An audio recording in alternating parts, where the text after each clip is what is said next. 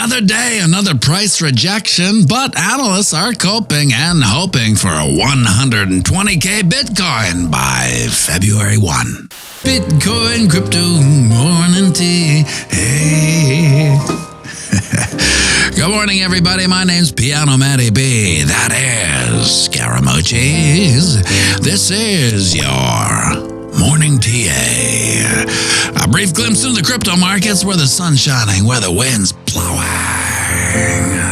Oh, the humble opinion of this piano Zamboni. Bring on the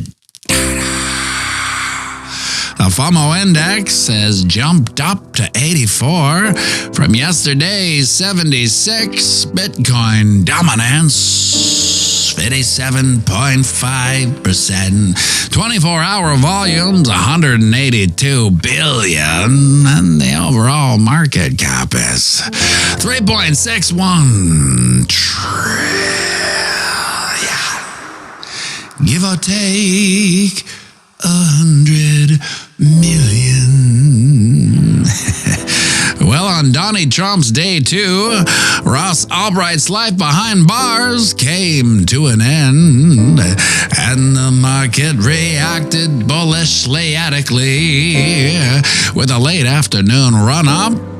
But we talked about this, so it should have come as no surprise to anyone in this boutique community when Bitcoin price action, well, she had a little pump. To get back up and over this channel's resistance, 103.3, then proceed to rise above the 20 moving average at 104 and start closing candles at or above this wick up at 107. That will on one hand invalidate the bear flag we are currently thumb wrestling with and reestablish our bullish momentum. Lord love a duck. She didn't do just that.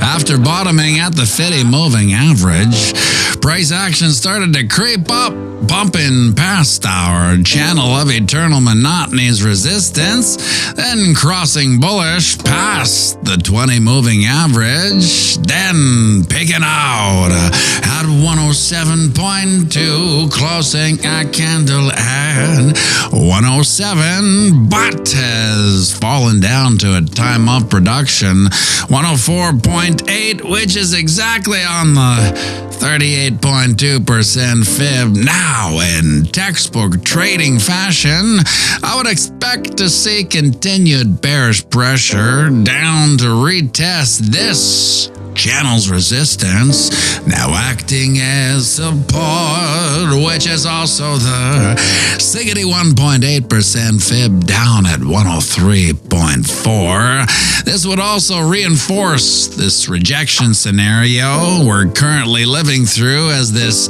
107 rejection is a lower high, which does signal the robot quant bots to execute their sell algos.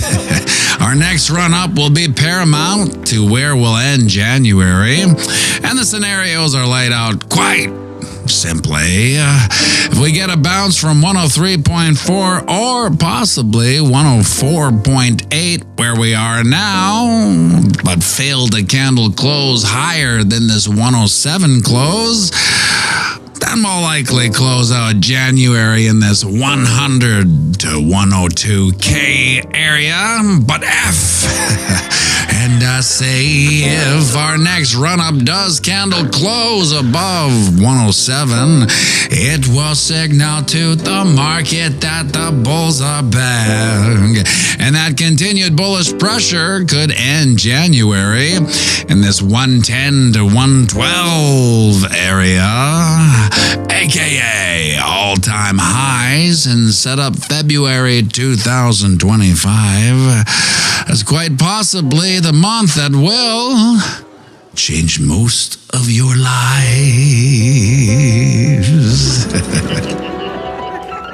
Would you look at at that, my friends. The sun's up. It's another beautiful day here on planet Earth, a day none of us are guaranteed. We're not guaranteed these days, yet we're lucky enough to have them anyway. So get out there, knock 'em dead, and remember, we're playing the same game as our psychopathic elected lead. That's right, it's the long game. So zoom out and have a fantastic day.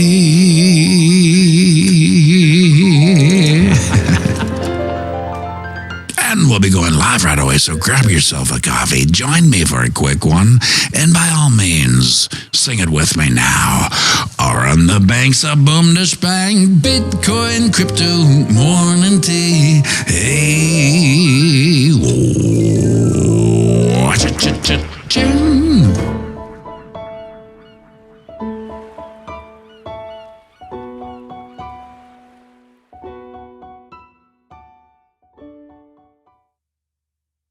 February 2025. Could it be the month that changes most of your lives, if your lives aren't changed already? Now, one might say philosophically, intellectually, and financially, everyone's life is changed by now. The longer you're in Bitcoin, the weirder your life gets, the harder it is to adapt to what they call, normal society. Almost self-ostracization to a certain degree, I find anyway. It's like, not only do things not look the same or, work the same, I almost can't listen to normal conversation anymore.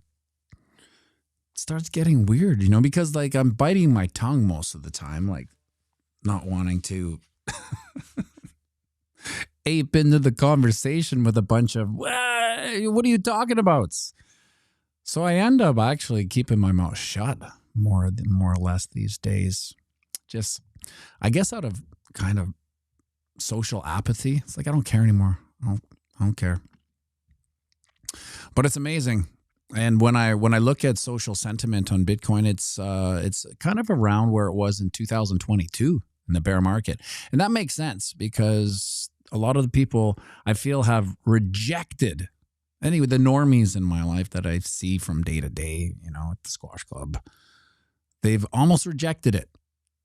And the majority of them that I had conversations with and said, you should maybe do this just to be safe, man. Just schmucks insurance, trying to appeal to whatever. They didn't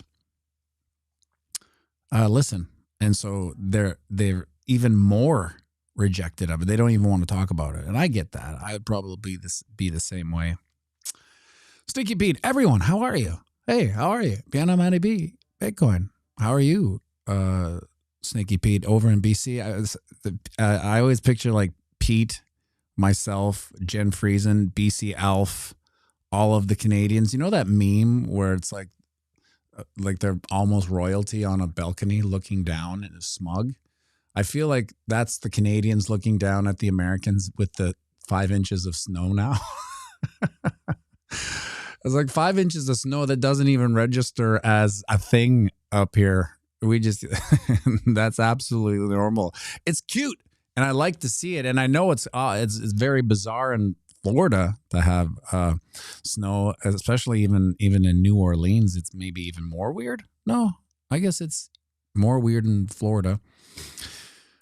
But yeah, I can only imagine, because sometimes even in Winnipeg, where it is, commonly affectionately referred to as Winterpeg, when we do have our first snowfalls, everyone loses their SHIT. They don't know how to drive for a while,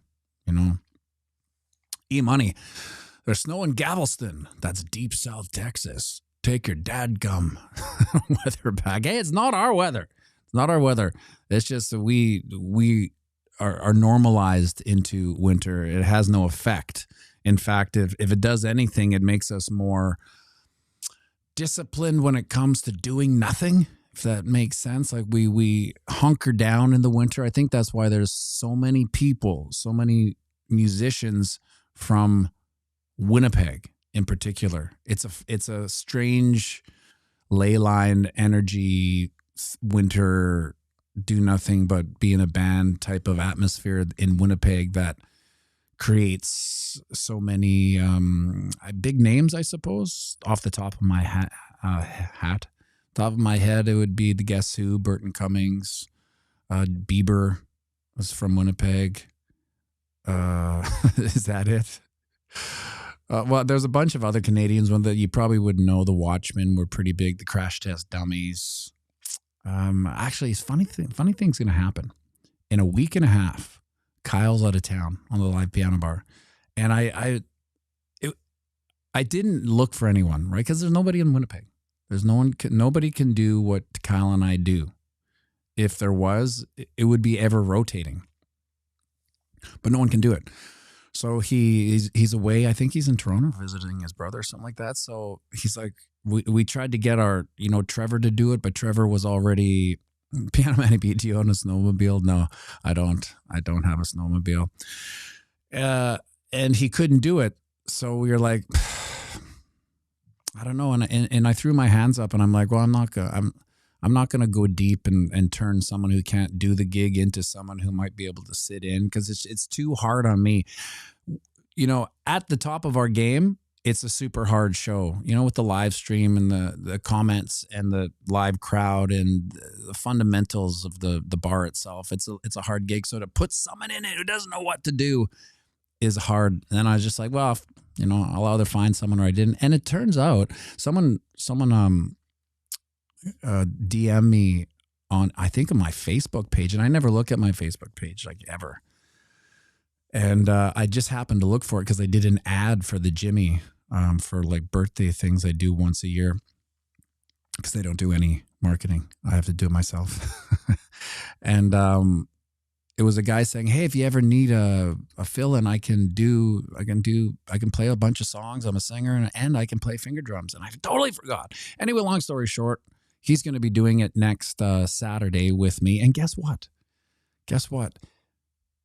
His dad, or, it's weird. Twitter. There's more people on Twitter right now than there is on YouTube. Isn't that crazy? YouTube does not like my content. He's the nephew or son of a duo called McLean and McLean. And they were a Canadian. I'm not too familiar with them. I think they were like a musical comedic group. Anyway, you can Google that if you want. I know Terry Crow will be Googling that. It's McLean and McLean. They were pretty famous, again, from Winnipeg, duo. Anyway, that's I don't know how. Oh, Mickle 911. Oh my God, they were so funny and dirty. Were they dirty? I've never really seen it. I think Kyle knew a song they had. They have some songs that we would all know, and you'd be like, wow, they did that? Unbelievable. Squeaky McGee. So you're saying we should go easy on this guy, or do we go full force on him? No, go easy. Go easy on him. It's a hard gig, and if he does moderately well, we want to have him back, because Kyle takes off, 4 weekends a month, something like that. And I see that. Okay. Welcome, Randy Hipper, Wick's wife, BC Elf, Squeaky McGee, Bruce Mai, Randy a Bite. Let's take a look at this. Have we already bounced from whence I said we would? Almost. We didn't get quite down. We got to 103.6. I said 103.4. God, I'm so inconsistent. How could I miss this by $200? Anyway, if we get this bounce, this is what normal market conditions would do. Look at this. Look at these arbitrary doodles. I just drew that yesterday. We'll probably hit that. Blah, blah, blah, blah, blah. Anyway, we got that rejecciones from there, and bang, here we go. So this is healthy. This is a healthy little so-and-so.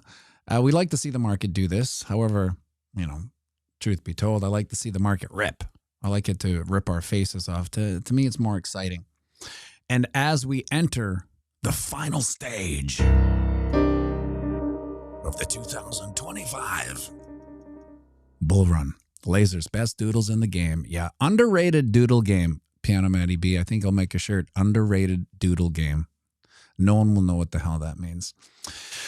So what gets more important now is the violence of the rejections. So if we go on the daily, what I mean by that is that like the strength of the bull run is really in its rejections, so to speak. So when we make new all-time highs and we get hella rejected, to me, it means we're not going to get as high as we'd like to get. So for instance, I think this 118K, or how I come up with this is just taking this, it's like a W pattern here. Just go from boom, ba boom, ba boom, ba boom, boom, ba boom. Takes us to about 118K. In and around that, some quick math. I think that's an important level to watch. And what I'd really like to do is smash through that level. We will get some rejection through it, maybe, some volatility. And but that will be...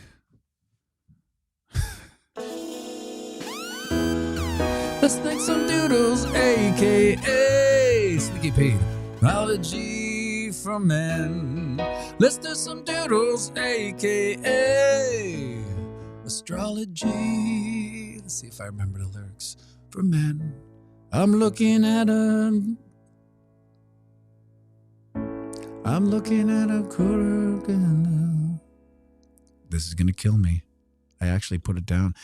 How disappointing is it when you can't even remember your own? See a cup and handle pattern. I see a cup and handle pattern. I see a head and shoulders in the sky. I'm looking at a moving average convergence, divergence, the MACD. Whatever that means, let's do some doodles, a.k.a. astrology for men. I'm looking at a triple top. I see the RSI is overbought. It's carving out a spinning top candle. Some people call that a doji.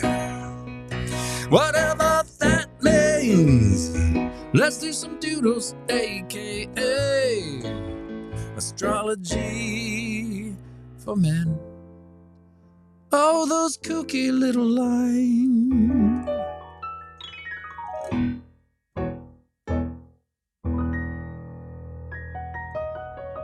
The great thing about when you end in E is that you can do a little jazz run with all the black keys, because E is like a blood style that can be shared with everything, so to speak. Like, I don't know, what A positive or something, right? Yeah. So any of these black keys, which generally don't go well with, let's call them white keys, you can always make a little jazz. And it almost sounds like you know what you're doing, even though I'm just arbitrarily hitting keys.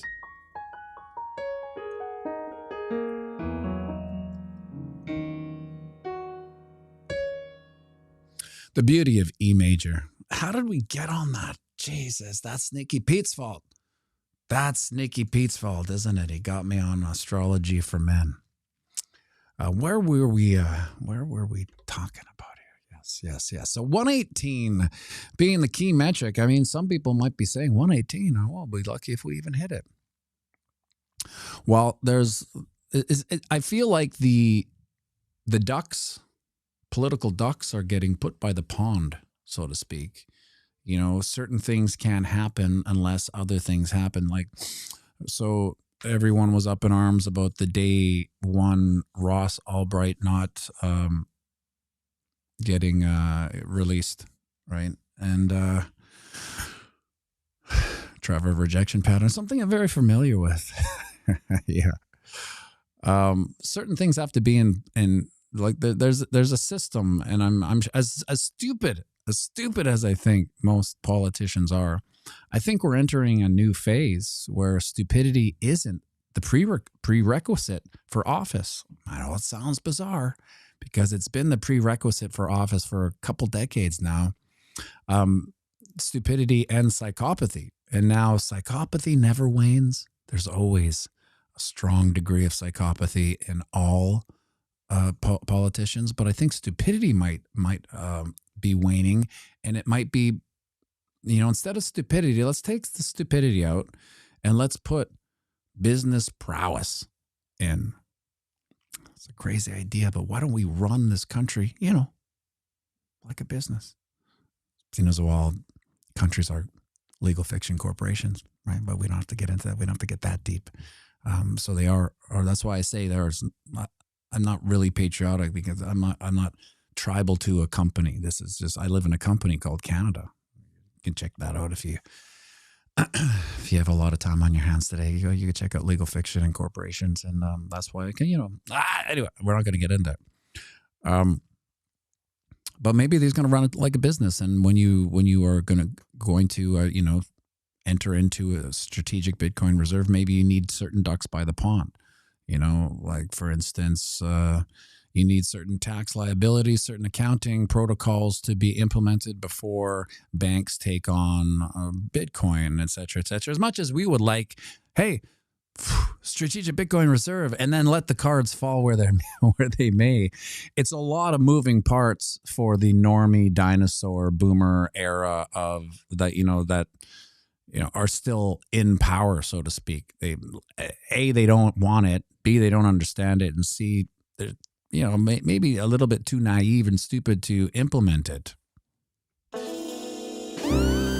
Diamond Ham Daryl. He's got a question for Randy Hipper, a.k.a. Miss Teen Crypto. Did Randy get any snow? Oh, wait. See what Randy says. Daryl, no snow here.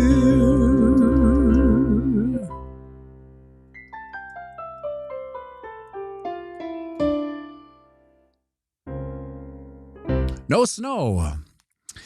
Diamond Hands Daryl celebrating his third super on the live stream. Thank you for the super chat, Daryl. Yeah, Randy Hipper's in Florida, but Randy, isn't it snowing in Florida? I see all these pictures. Wick and Wick's wife, they're 5 to 10 inches deep in snow. Can you imagine, Pete? This is going out to Sneaky Pete and BC Elf and Jen Friesen and any other Canadians that are on this stream. 1% of the subscribers are Canadian on this channel. Imagine if you're like, end of January, I got to get out of this cold. I'm going to go to Florida. I mean, I'm going to go lay on the beach. And then you get to Florida and there's snow. Oh, man, would that sting? That would smart like you wouldn't believe. Are we having what some legacy analysts call a little pump here? Not really. We're just, this is where I said we could also get the pump from. So now we're following these fibs like clockwork, 38.2%, 61.8, the, what do I call that? The goldenest of golden ratio. How can I forget all these things? 61.8% fib. This is where the market likes to go, just to clean out the junk in the attic, right? Go to guess. It's like taking your garage stuff to the dump, the stuff that builds up in that corner. I'll just put it here. I'll just put this on top of that. I'll just put this blanket on top of that, and I won't even see what I put there. And then I'll just start stacking on top of that blanket. Okay, time to go to the dump. That's what the 61.8% fib is. We thought the same thing. We left North Carolina to get warm. Nicole Ministator, Mafia, a.k.a. Queen of Memes. Looks like the snows followed you to Florida.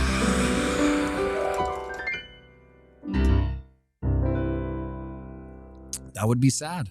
Trying to get away from the snow and God damn it, you run into snow. Nothing more sad, even as a tried and true Canadian, heartless, soulless Winnipegger winter aficionado. I don't want to see snow. Actually, I don't care. Like whenever it gets cold here, like it was minus 30. Now,